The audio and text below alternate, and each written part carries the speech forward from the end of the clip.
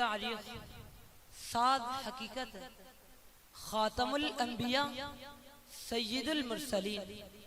حضرت محمد صلی اللہ علیہ وسلم کو اللہ تعالیٰ نے رحمت للعالمین بنا کر دنیا میں بھیجا۔ یہ لقب اور شرف ایسا ہے جو کسی اور کے لیے استعمال نہیں کیا گیا۔ رحمت للعالمین وہی عظیم ترین شخصیت قرار پائے گی جس نے انسانیت کو توحید کے نور سے منور کرنے، دنیا کو امن و سلامتی کا درس دینے کے ساتھ ساتھ امن عالم کے قیام و استحکام کے لیے ساری زندگی صرف کی ہو، جس نے بندوں کو اللہ سے ملایا ہو،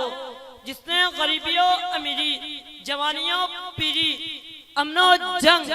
رنج و راحت، حزن و مسرت، ہر موقع اور مقام پر انسانیت کی رہنمائی کی ہو، جس کی تعلیم نے تمام افراد بشر کو بھائی بھائی قرار دیا ہو،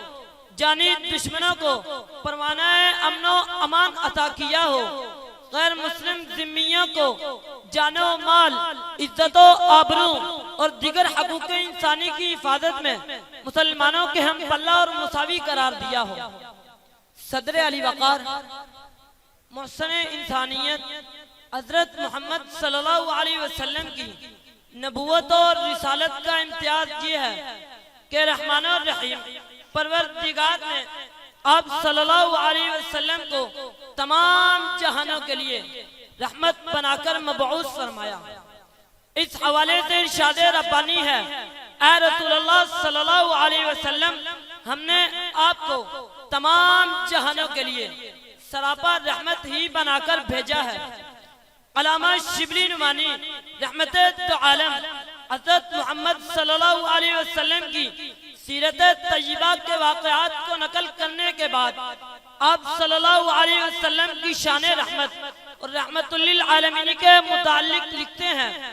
حضور انور صلی اللہ علیہ وسلم کی ذات پاک تمام دنیا کے لیے رحمت بن کر آئی تھی۔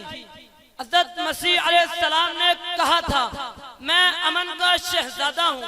لیکن امن و سلامتی کے شہنشاہ اعظم حضرت محمد صلی اللہ علیہ وسلم کو خداوند نے عدل ہی سے خطاب کیا، وَمَا أَرْسَلْنَاكَ إِلَّا رَحْمَةً لِلْعَالَمِينَ۔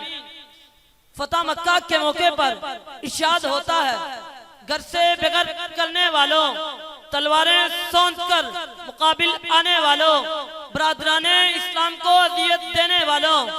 اور قتل کی سازش کرنے والوں کو میں نے معاف کیا۔ آج تمہارے لیے کوئی سرزنش نہیں، آج تم سے کوئی بات پس نہیں۔ فاتح مکہ کی شان رحمت پر ملائکہ نے درود و نعت کے ترانے بلند کیے